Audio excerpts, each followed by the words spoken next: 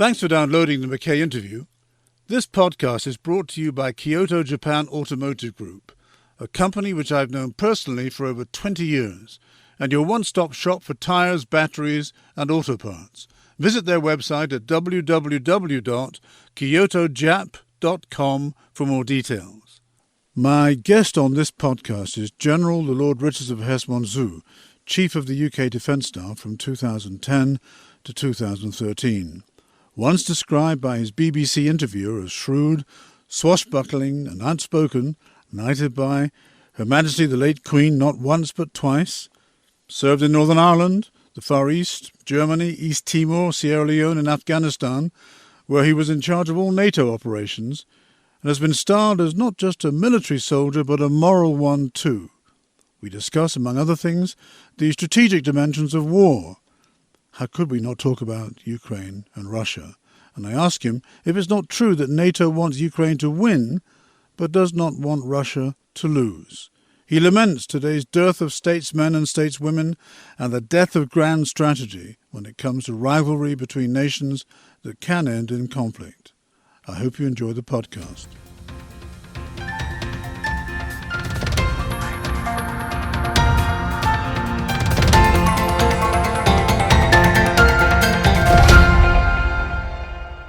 Hello everyone. My dear late mother always told me that I was a lucky boy, and God bless her, she was right.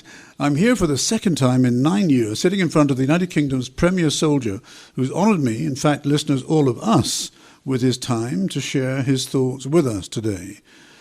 Where does one begin to introduce a great soldier and a great man?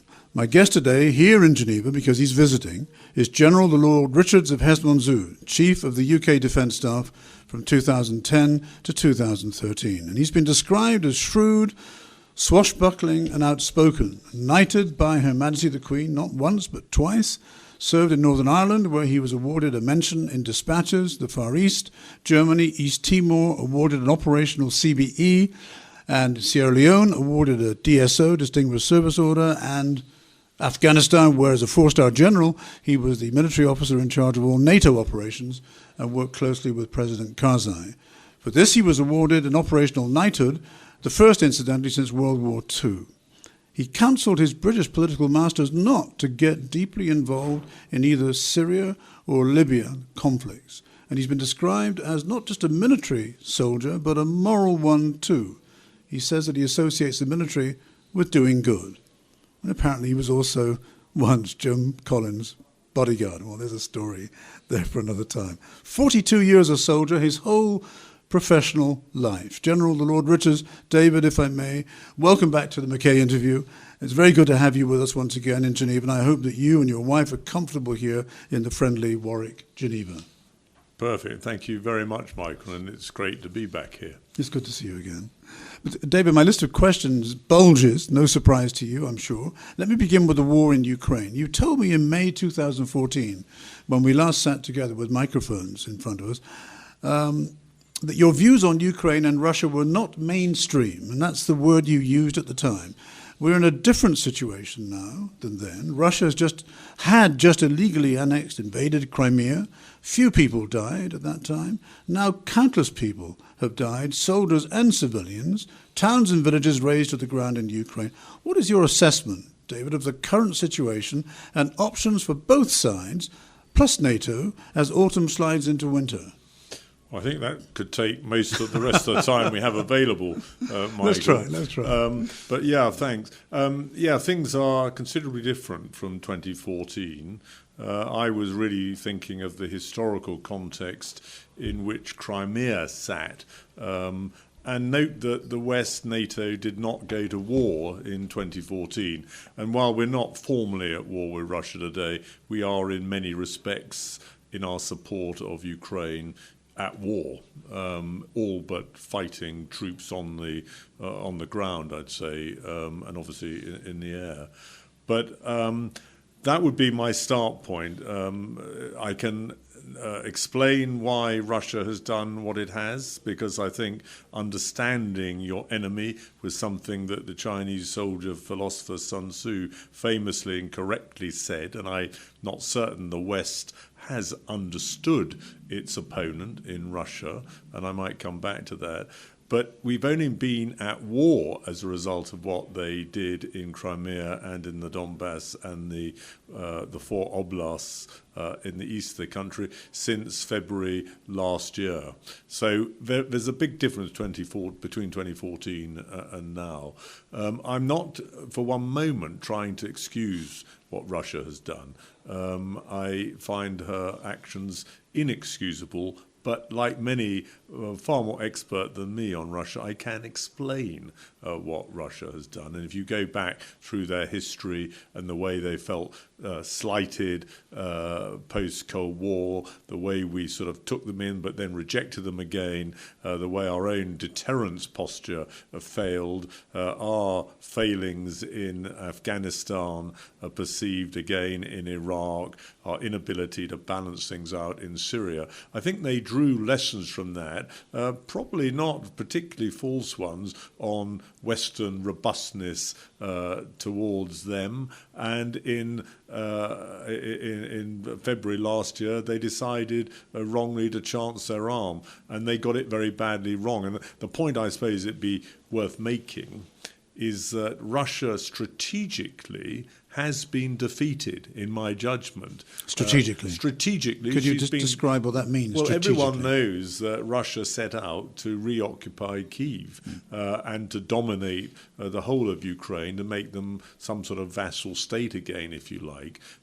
Russia failed to do that, self-evidently. Very skilled and very brave Ukrainian armed forces not only defeated that thrust towards Kyiv, but actually pushed them back to their start line and forced them ultimately to occupy only an expanded part of the east of the country and to retain Crimea. So strategically, and I think this is often misunderstood, and it's something we must focus on much more in telling the tale of what's happened in Ukraine. Strategically, Russia's been defeated. So we're now looking at, if you like, what flows from that defeat and how much should, if at all, Russia be allowed to retain as some sort of resolution in the next few years. Mm.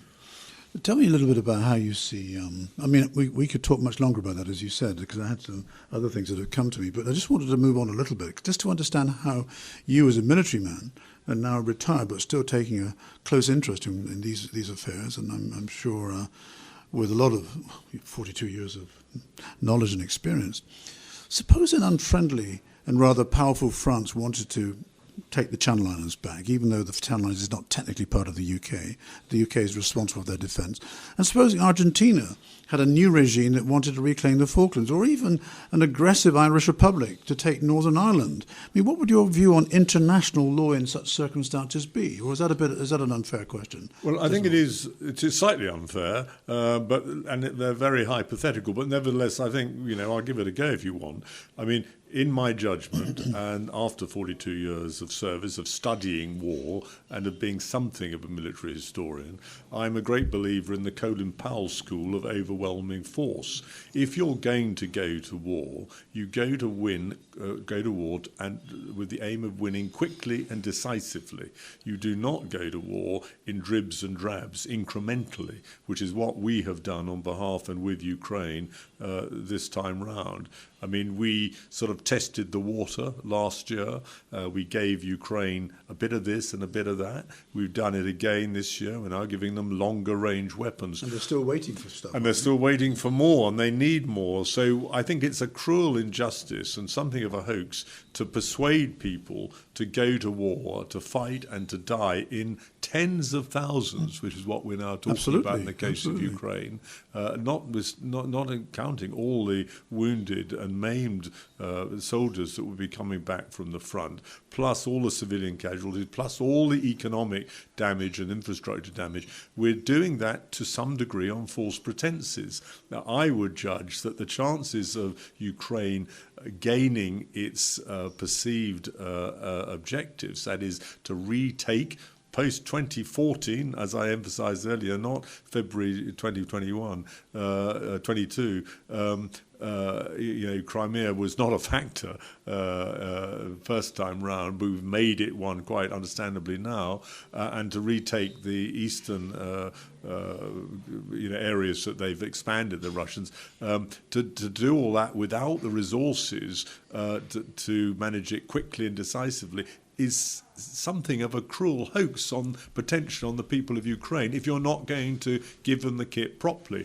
Now, I'm a realist. I'm in the Henry Kissinger school of strategists, and I don't think now that the West is going to find the stomach and the money to do that. And you could argue anyway it's too late, because don't ever underestimate your enemy, i.e. the Russians, because they are learning and building and doing things at the same time. And at the moment, it looks to me like our plan is to plan on a long war, which to me as a soldier is the worst of all options. Who plans on a long war with all the costs and penalties of such a war? You plan on a quick, decisive war. If it goes on for a long time, then fine, but you seek to resolve it quickly, because the pain normally won't be worth all the agony that you're creating. And that's the position I feel we're in today. And that would be my answer to your question about the Falklands and the Channel Islands. If we don't retake them quickly and decisively, then we better do a deal. And I think we're nearing that point because of our own failings and inadequacies towards Ukraine. And if we go on convincing them that we're going to do better, that could be something of a hoax, and we should be ashamed of it if that is the case. Okay. Well, you brought me to another question I wanted to ask you, and you touched on it a little bit in your answer there. But when we were last in front of the microphones, you quoted the words of General Omar Bradley, the first chairman of the United States Joint Chiefs of Staff after World War II. And you told me that he once said, amateurs talk tactics, professionals talk logistics. And then you added a rider of your own about the fundamental importance of command and control. So please explain to me and our listeners Ukraine's difficulties fighting a land war for its own survival. Russia is the aggressor, with no air cover. What can be done in terms of effective defense? Not forgetting that this has been going on now, as you said, for 90 months. What material, what weapon systems are needed to finish the job from a Ukrainian point of view? And what of man and woman power, namely soldiers? The toll on men in both countries is immense, but Russia is a much more populous country. So what gives, or rather what will eventually give, and how is that gory circle squared? Well, with great difficulty. Yeah. I mean, our forebears, even in the First World War, but particularly in the Second World War, learned that you need to gain something we call air superiority. That is, for the land forces, the ability to operate without being interfered with by your enemy air force.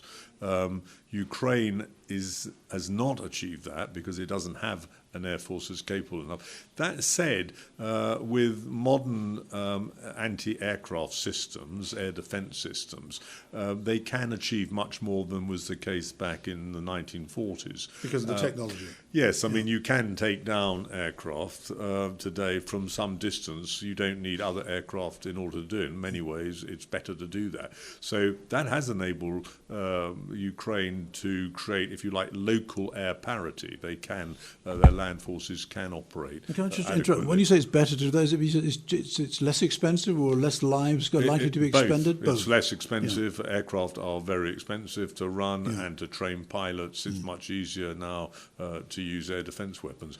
And of course, then drones have become a big part, if you like, of the air war.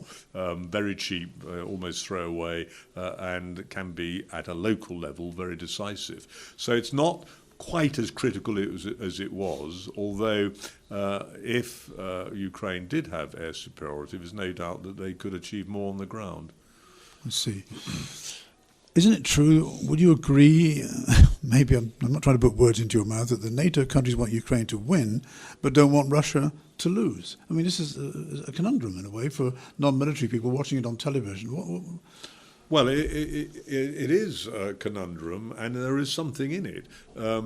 But I think that is justified. President Biden is acutely aware, and he's a very experienced president with a deep understanding of security issues, that the opponent here is a superpower with the biggest nuclear arsenal in the world.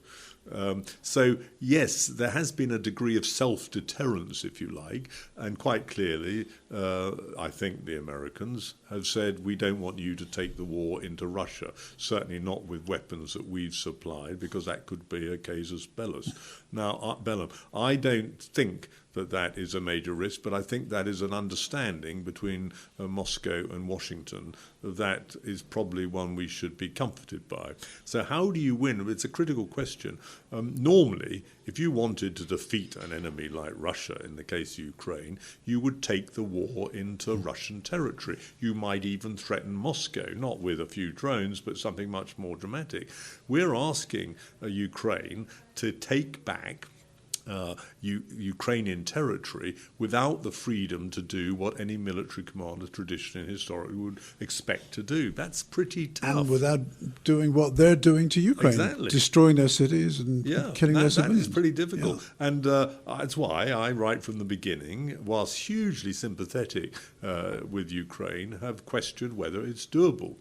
And that if it's not, at some point, there has to be a peace process, some sort of ceasefire, some sort of compromise, because otherwise you are cheating on the Ukrainian people. You're selling them, a possibility that, in fact, is very unlikely to be realised.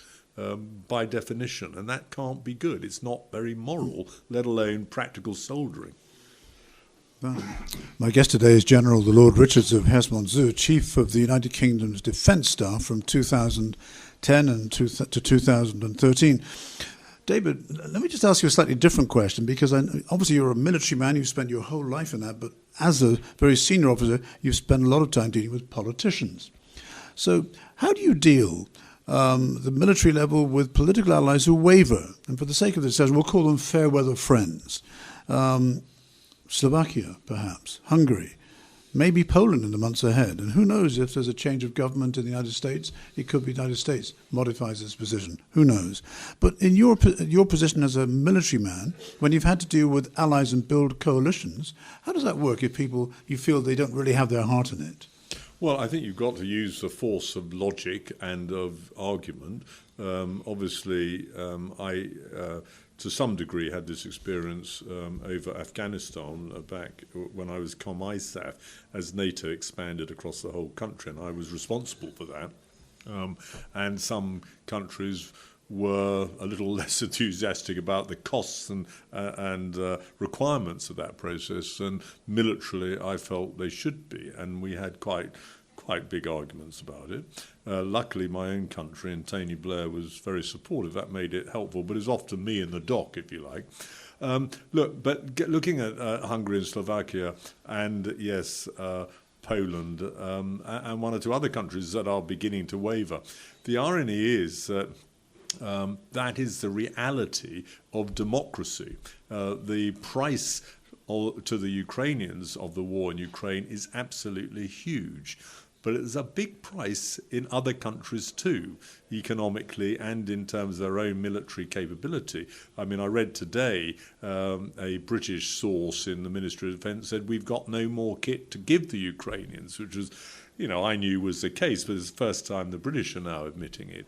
And the Americans in certain areas of ammunition and so on, missiles. And the Polish farmers, in a totally different sense. Polish farmers feel deprived because of the price of Ukrainian grain. Exactly. So the irony, though, on this is that this was always going to be, if you like, not I'd say a fair weather issue, but one that did risk over the long term beginning to fragment because of the price we're all paying, not only in Europe and NATO countries, by the way, but also around what's known as the global south. The Middle East, most of the Gulf countries are pretty indifferent to what is happening here. Obviously, China is essentially a friend of Russia.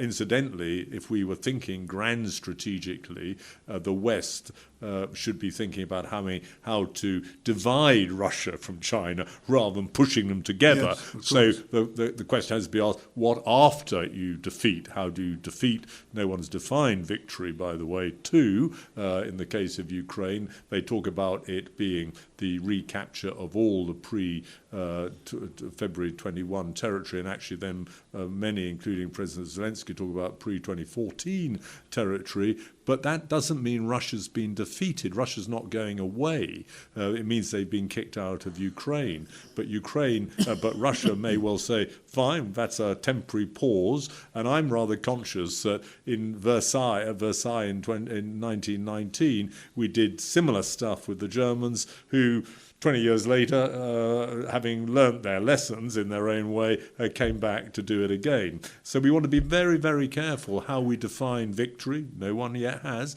I've asked a number of Western statesmen. They never will be pinned down. The Ukrainians are quite clear it's getting back all of Ukraine, but no one says, well, what after that? Because Russia doesn't acknowledge it's been defeated. So there's all sorts of implications about the situation we're in.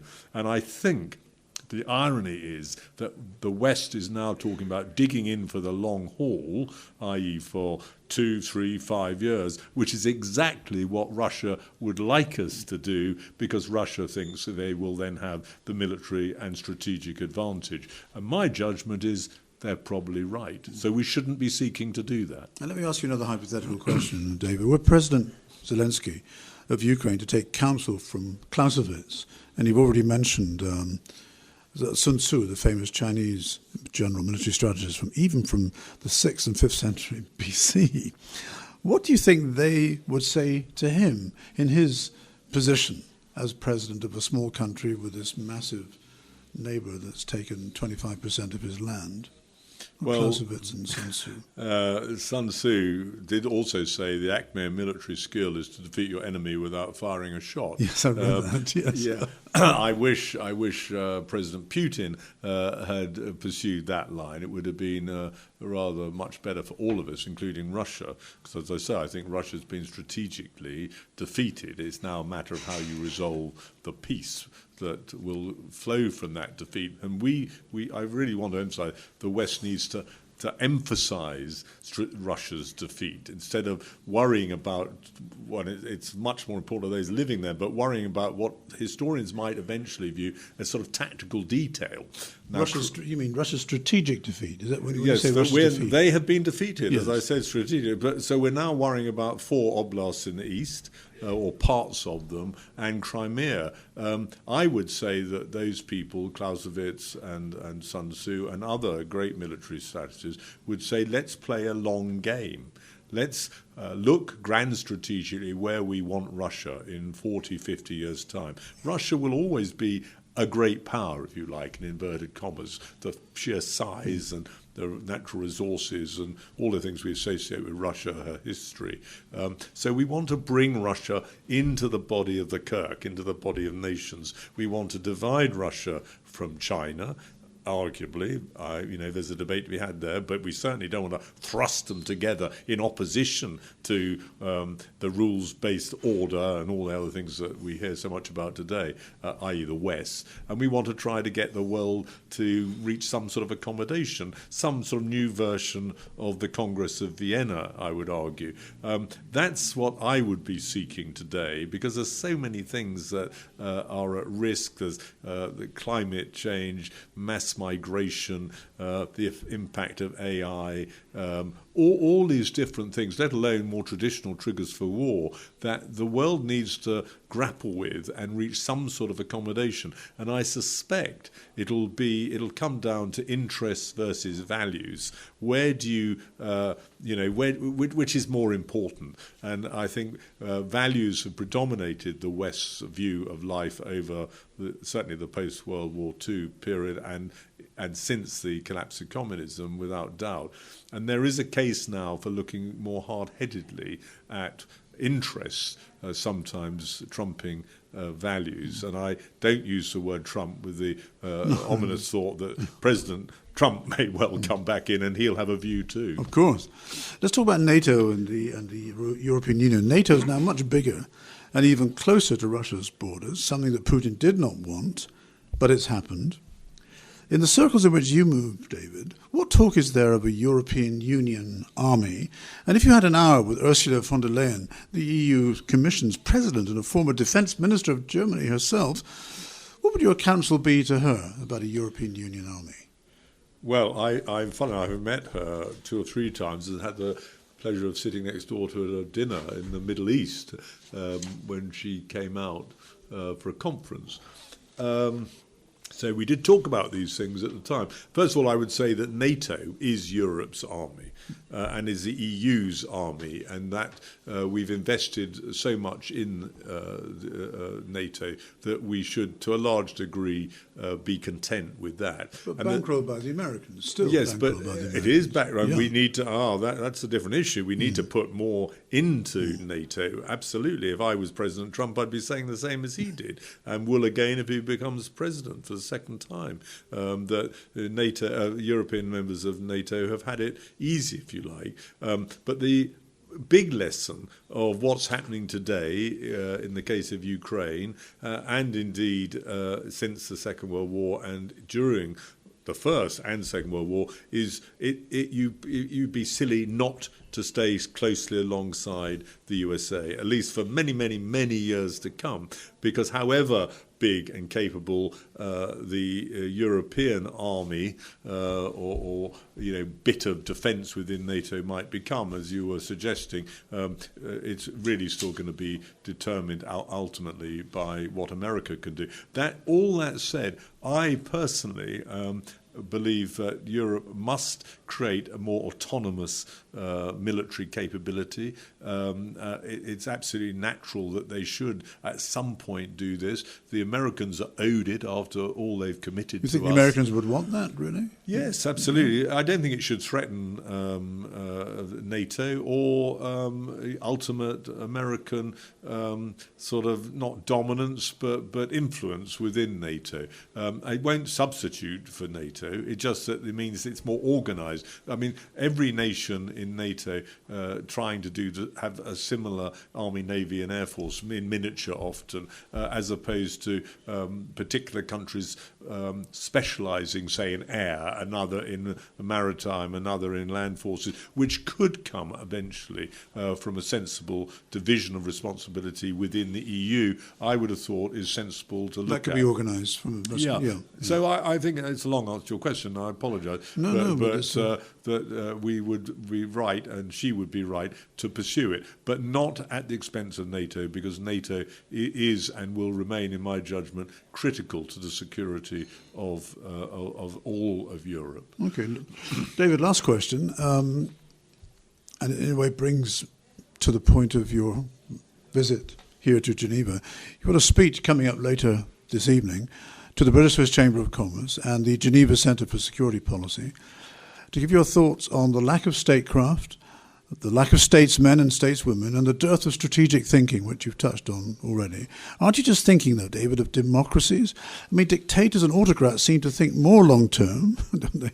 Where is the weakness, in your opinion, in Western democracies that you seem to imply? And how would you strengthen that weakness? Or am I being rather unfair to your argument? No, I think you've summed it up rather well, sadly. I don't know the reason. I think there are a number of contributory factors, but the fact is that modern-day Western politicians, but also the bureaucrats that advise them, the diplomats, the military people, tend to be thinking short-term and in the here and now. I think in the case of politicians, a lot of it is because of social media, the pressures of 24-hour news coverage, all these things. They just don't have time to step back and think strategically. But there is undoubtedly, in my judgment, and I know it's a view shared by many other people, a dearth of grand strategic thinking. I mean, it's all about sinking ends, ways and means. Where do you want to get to? If I can talk about the UK, but other countries will have similar stories to tell. The UK is now sort of veering towards China and Southeast Asia and the Pacific. Yet at the same time, we're fighting or part of a major conflict in Ukraine. we're only a small country and our armed forces are a shadow of what they were. I mean, I would argue that until our means are much greater, then we certainly should be focusing on Europe and NATO and allowing the Americans to focus on the challenge of China on our collective behalf. Just one example of what I'm talking about. Help me on this, because I don't have this big picture that you have. 42 years as a soldier, with a great interest in history. Give me one or two examples of where there has been great strategic thinking. Well, the Chinese, ironically, and they are students to a man of Sun Tzu themselves, they have the One Belt, One Road initiative. They introduced it in the late 70s, first of all, and they've been pursuing it doggedly ever since. Autocratic state. And it's an autocratic state, which is very convenient. And I think, you're seeing it come to fruition in every day, virtually. I mean, there's going to be, bumps in the road, and there probably is at the moment in their economic growth. But India, ironically, in many ways a comparable state, and should be roughly the same size economically, is some way behind China. And I put it down to the fact they don't have a one belt, one road sort of grand national strategy. Another country, and it's much, much smaller, but often size suggests, small size makes it more important, that has a clear grand strategy, a national strategy, is Singapore. Very clear under Lee Kuan Yew what sort of country it should be. He was a statesman if ever there was. Absolutely. And I could argue, here I am sitting in Geneva and Switzerland, a country I'm extremely fond of, in part perhaps because Switzerland sort of has a grand strategy. It knows what it is, it knows where it wants to go and where it doesn't want to go. And strong institutions. And strong institutions. People around the world sort of get Switzerland. They know what Switzerland is and where it wants to go. So in a funny way, and I often say this, Switzerland might too have a grand strategy, and I'm rather envious of it. That's a great way to end our conversation. Thank you, the General of the Lord Richards. Thank you, David. It's been fascinating. You've answered so many complicated questions for me in a relatively succinct and short period of time. That's a masterly skill. My guest today has been General of the Lord Richards of Herstmonceux, the UK Chief of the Defence Staff between 2010 and 2013. Thanks again, David. Thanks for listening to the Mackay Interview podcast, brought to you by Kyoto Japan Automotive Group, a company which I've known personally for over 20 years, and your one-stop shop for tyres, batteries and auto parts. Visit their website at www.kyotojap.com for more details. And you can find more podcasts on Anchor FM. Just Google Mackay Interview Anchor FM. Thanks again for listening.